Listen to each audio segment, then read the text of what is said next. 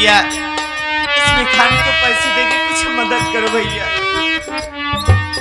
बहन, आपकी बोली भाषाओं से हमें ऐसा लग रहा है आप एक बड़े घराने, एक सभ्यता घराने की लग रही हैं, लेकिन मैं क्या देख रहा हूँ, ये हाथ में थाली और ये भिक्षा मांग रही हो। क्या करो भैया, मेरे तो किस्मत में ही भिक्षा मांगना लिखा है भैया। क्या करोगी बहन, ऊपर वाला इंसान जब ऊपर वाला इंसान को जिस कगार पे लाके खड़ा कर देगा, मुसीबत डाल देगा, तो मुसीबत को झेलना ही पड़ता है बहन। चलिए, मदद की बात है, कहा गया है साथियों कि एक इंसान और एक इंसान का मदद भी करना भी चाहिए भाई। मदद के रूप में चलिए हमारी तरफ से 21 रुपये लीजिए, पकड़ो। और सुनो, ये जो हमारे दूर दराज से भैया लोग, बाबू लोग यहाँ पे बैठे हैं, इनसे अपना फरियाद विनती सुनाओ, और हमें विश्वास है बहन कि आपको खाने के लिए कुछ न कुछ मदद में जरूर देंगे। ठीक है भैया।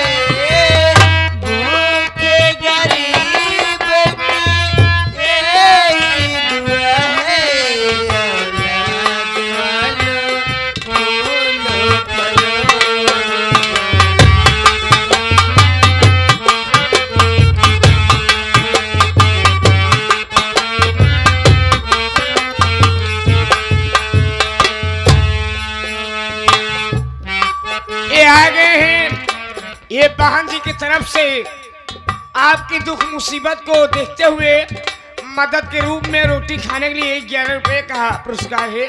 प्रणाम करता हूँ इसे।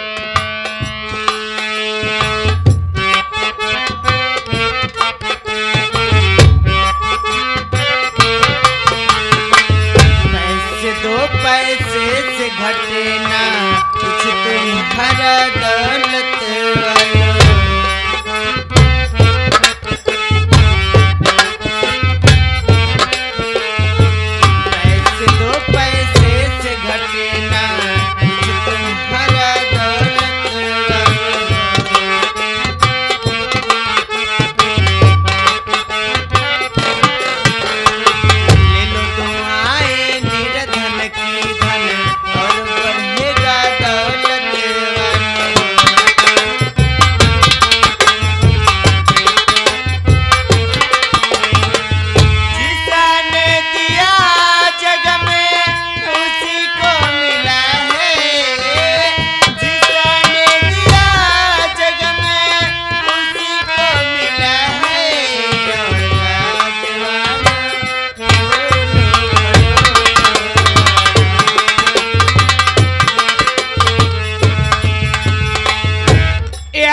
डॉक्टर अजीत कुमार, ये ग्राम सभा ये छतौना पवनधती रहने वाले हैं।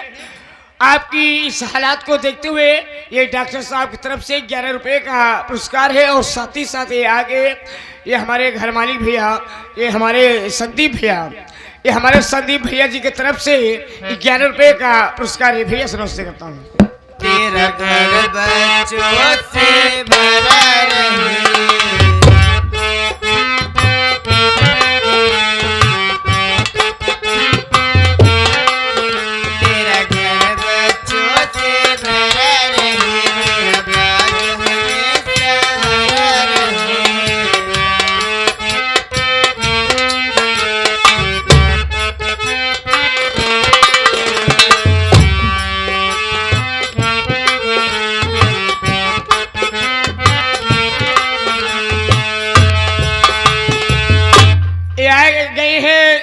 संजीव कुमार अस्कारी से चलकर आए हुए हैं और आपकी इस हालात को देखते हुए मदद में रोटी खाने के लिए ये 11 रुपए का पुरस्कार है। नमस्ते करता हूँ। लो इसे पकड़ो और रास्ते में कुछ ले लेना खाने में।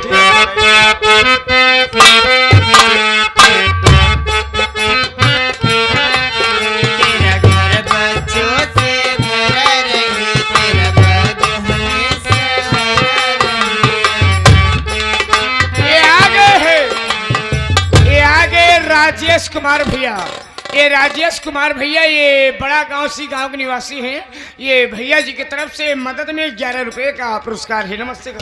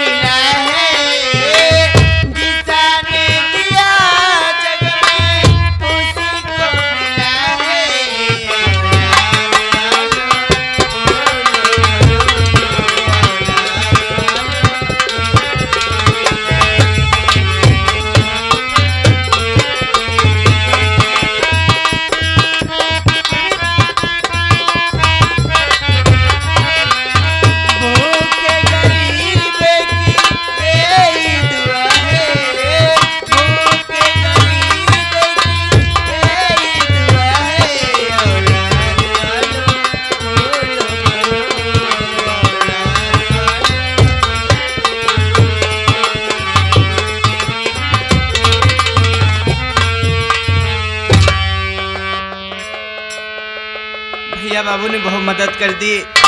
अब मैं आगे चलती हूँ।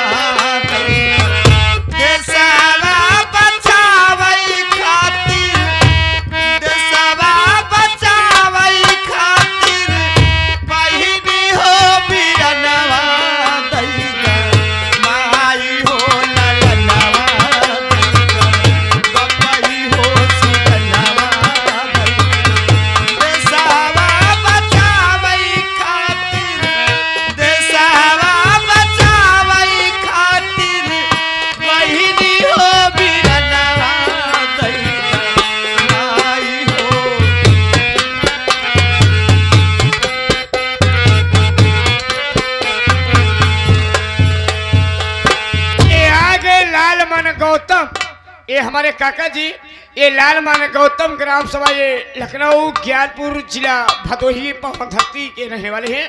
बहुत दूर से चलकर यहाँ पे आए हुए हैं और इस हालात को देखते हुए ये 21 रुपए का पुरस्कार है। और साथ ही साथ ये आगे हमारे ये ऋषभ भैया के ये नाना जी, ऋषभ भैया के नाना जी के तरफ से ये जो है कि 21 रुपए का पुरस्कार है। नमस्ते करता हूँ। लो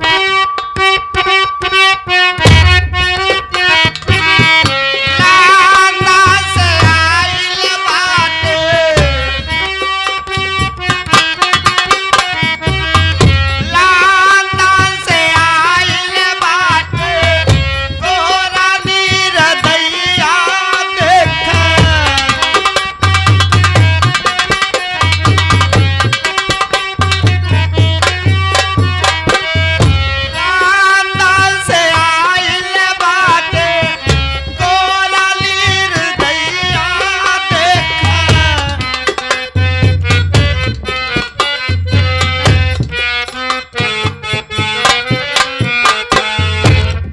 आगे डॉक्टर अजीत कुमार ग्राम सभा ये छतौना, ये लड़का के मामा जी की तरफ से, भैया जी की तरफ से, डॉक्टर साहब तरफ से 11 रुपए का पुरस्कार है।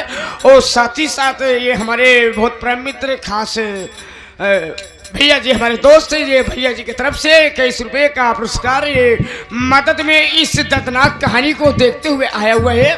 भैया जी से प्रणाम करता हूँ।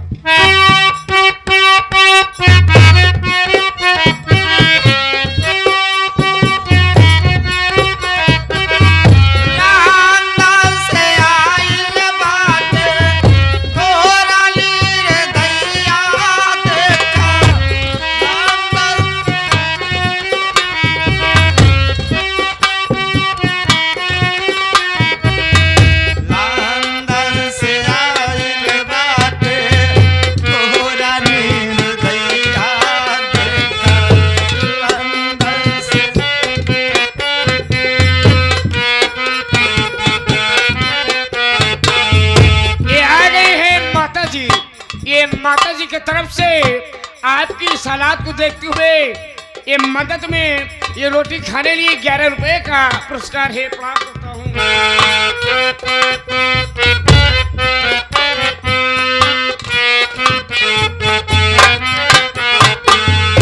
देशद्रोही बानी भइले अति कसैया देखा, देशद्रोही बानी गइले अति कसैया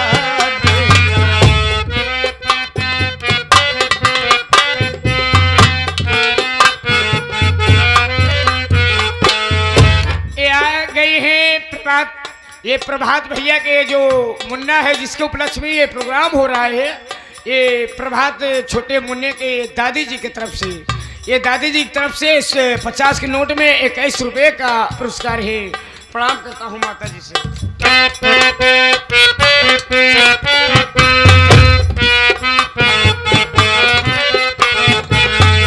देशद्रोही बानी भइले अति कसैया देखा, देशद्रोही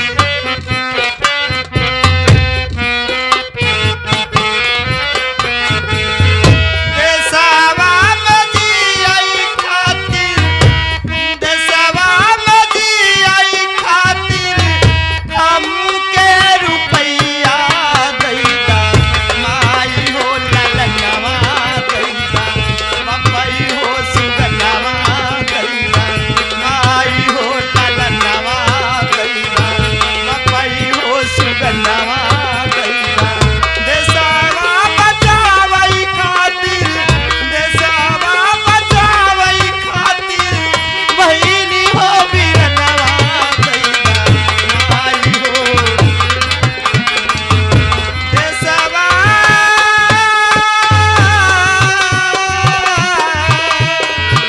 देशवा बचावई खातिर बहिनी हो वीरनवा दैदा, माई हो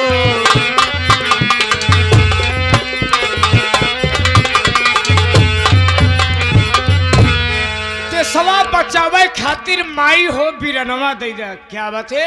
इस बोल को सुनते हुए घर मालिक हमारे फूलचंद चाचा जी, ये उनके तरफ से 11 रुपए का पुरस्कार है। प्रणाम करता हूँ।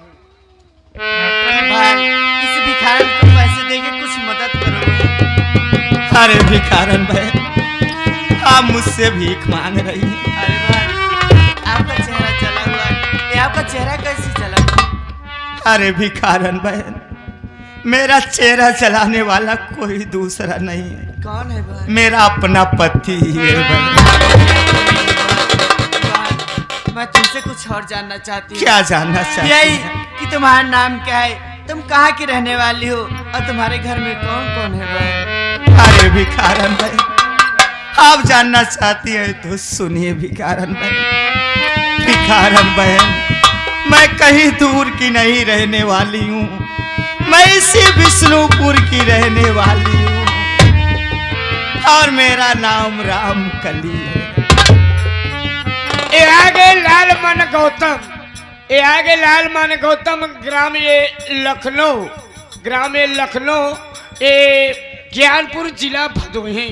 से चल के आए हुए हैं। इस दर्दनाक सीन को देखते हुए ये 11 रुपए का पुरस्कार है, प्रणाम करता हूँ। जो मेरा पति कम भक्त है उसका नाम तूफान सिंह है। अरे मैं तो उनकी बहन हूँ जिनके नाम से दुनिया डरती थी। मैं फौजी मंगल सिंह की बहन हूँ और मेरे घर में मेरी लक्ष्मी जैसी भाभी माँ रहती थी। आज ना जाने कहाँ दर बेदर ठोकर खाती होगी। मैं तो परमेश्वर के सामने अपना आंचल फैला के भीख मांग रही हूँ। मैं दुनिया में रहूं या ना रहूं, लेकिन मेरी भाभी माँ जा रहे सलामत रहे। आज ना जाने कहाँ दर बेदर ठोकर खाती होगी। और मेरे घर में मेरी एक भतीजी ने जिसका नाम रागनी है। अरे भिखारन बहन, आपको बहुत दुख के साथ मुझे बताना पड़ रहा है। क्या बात है? ये बात सुनने से पहले अपना दिल पत्थर का बना लेना बहन। मेरे भैया फौजी मंगल सिंह सीमा पे दुश्मनों से लड़ते लड़ते शहीद हो गए।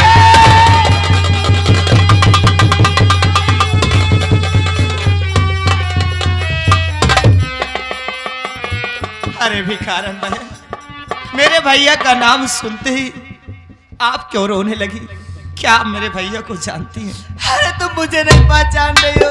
है मैं कोई और नहीं, मैं तुम्हारी वही मोहिनी भाभी हूँ दीदी। भाभी? हाँ दीदी। भाभी?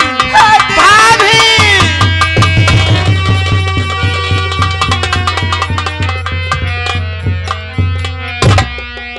पर दीदी मैं जानना चाहती हूँ कि ये सब कैसे हुआ दीदी। अरे भाभी माँ, अपने हरी भरी बगिया में आग लगाने वाला कोई दूसरा नहीं है, वो मेरा पति है भाभी माँ। मेरे माँ बाप को मानने वाला वो मेरा पति है भाभी माँ। अरे भाभी माँ, इतना ही नहीं, आपके बीच में और भैया के बीच में दरार पैदा करने वाला वो मेरा पति है। अरे भाभी माँ, इतना ही नहीं, अरे वो हरामजादा नीच ले गया रागनी बेटी की इज्जत का सौदा कर दिया और अपने इसी धन दौलत के लालच में पड़कर मेरे चेहरे पे खिंचाव डाल दिया भाभी माँ। अब वो मेरा पति नहीं रह गया, वो देशद्रोही बन चुका है भाभी माँ। लेकिन भाभी माँ, हाँ दीदी।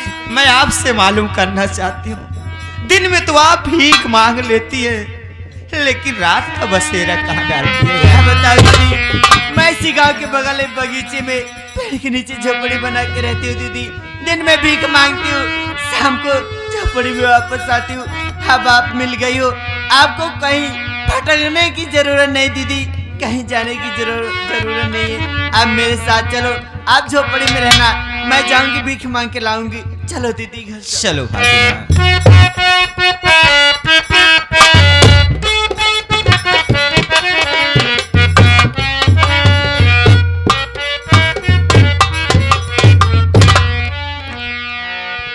हाँ साथियों, आप सब मुझे देख करके हैरत होंगे कि मैं कौन हूँ, लेकिन इसमें हैरान होने की बात नहीं। मैं कोई दूसरा नहीं, बल्कि आपके बीच रहने वाला वही फौजी मंगल सिंह हूँ।